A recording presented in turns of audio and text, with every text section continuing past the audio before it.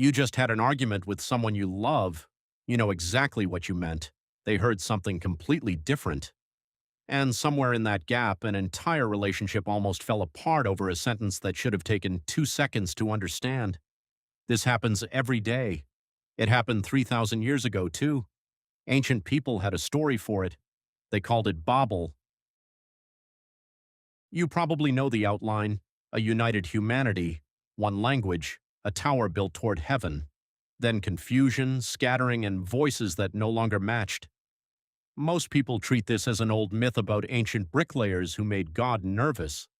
But look closer and something stranger appears. This story isn't really about a tower. It's about you. It's about the exact moment your mind fails to reach another mind, even when you're both speaking English, even when you're standing 3 feet apart. Here's the reframe. The real Babel isn't an event that happened once, it's a condition. It's happening inside your skull right now, every single time you try to explain what you mean. Start with the tower itself. In the ancient Near East, ziggurats weren't random construction projects. They were architecture built to close the distance between earth and the divine. The people building it in Genesis weren't trying to overthrow heaven, they were trying to make themselves permanent. Let us make a name for ourselves, the text says, lest we be scattered. Unity was the goal. Being remembered was the fear underneath it. Sound familiar? Then the language shatters. And here's the detail most people skip past. The text doesn't say God destroyed the tower. He didn't need to. He just changed how people understood each other. That's it. That was the punishment. Not fire, not flood, just misunderstanding. Which tells you something the ancient authors already suspected. A shared language was never really about words. It was about a shared mind. And once that shared mind cracks, everything built on top of it stops making sense. Now here's where it gets interesting, because modern psychology has been quietly proving the ancient authors right for decades. In 1990, a Stanford graduate student named Elizabeth Newton ran a deceptively simple experiment. She asked one group of people to tap out the rhythm of a well-known song, songs like Happy Birthday, using nothing but their knuckles on a table. Before they tapped, she asked them to guess how many listeners would correctly identify the song. Their answer on average was 50%. They thought half the room would get it easily. The actual number of listeners who guessed correctly? About 2.5%, not 50, 2.5. Why the gap? Because the tapper could hear the song playing perfectly in their own head. Every note, every beat was vivid and obvious to them. To the listener, it was just knocking, random, disconnected knocking. The tapper couldn't imagine what it was like not to hear the melody, because the melody was so loud inside their own mind. Newton called this the illusion of transparency. You think your intentions are obvious to others. They almost never are. Now hold that up next to Babel. A unified people, all speaking the same words, all convinced they understand exactly what the group is building and why. Then the melody breaks. Suddenly the knocking is just knocking. That's not a punishment invented by an ancient storyteller. That's a description of what happens inside every conversation that goes wrong. There's a second piece of this, and it comes from a researcher named Boaz Kesar at the University of Chicago. Kesar spent years studying something called the curse of knowledge, which is a strange kind of blindness. Once you know something, it becomes almost impossible to imagine what it's like not to know it. Kesar ran studies where speakers were asked to describe objects to a listener, and speakers routinely used descriptions that only made sense if you already knew what they were picturing.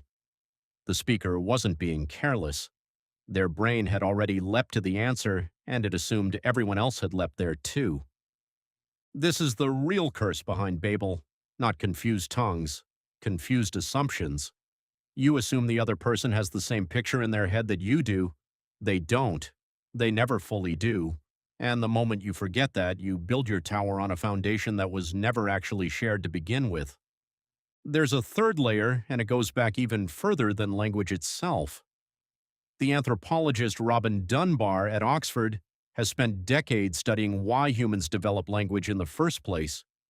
His theory is almost uncomfortable in its simplicity. Language didn't evolve so we could share facts about the world.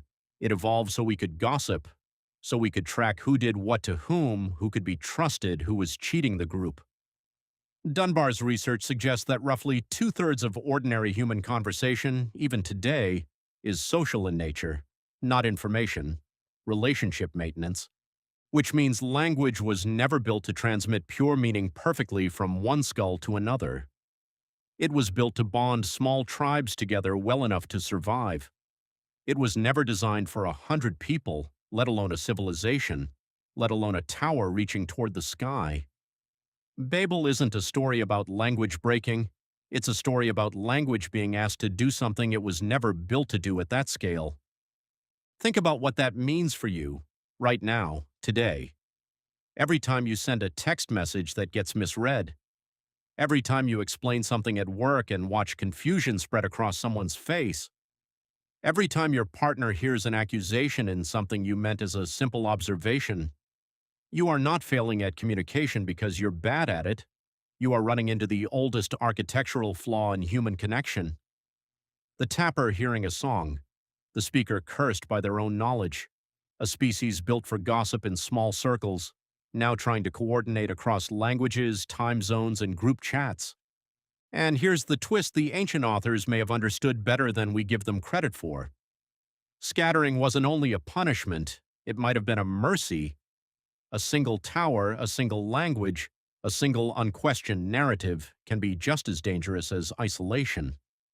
Total unity without the friction of misunderstanding can slide into total control. Babel forced humanity to slow down, to translate, to ask, "Wait, what did you mean by that?" instead of assuming. That question, the one you almost never ask out loud, might be the most important sentence in any relationship you have. What did you mean by that? 4 words that break the illusion of transparency. 4 words that lift the curse of knowledge, even for a second. 4 words that turn knocking back into a melody someone else can finally hear.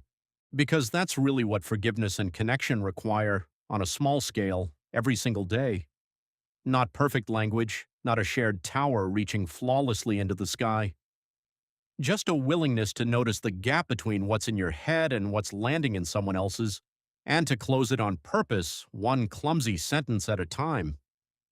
So the next time an argument spirals over something that felt obvious to you and invisible to them, remember what the story was actually warning you about. It was never really about bricks, or a tower, or an angry voice from the clouds. It was about the space between one mind and another, a space every single one of us falls into, every day, without a single word changing at all. You just had an argument with someone you love. Maybe now you know why. It was never really about the words at all.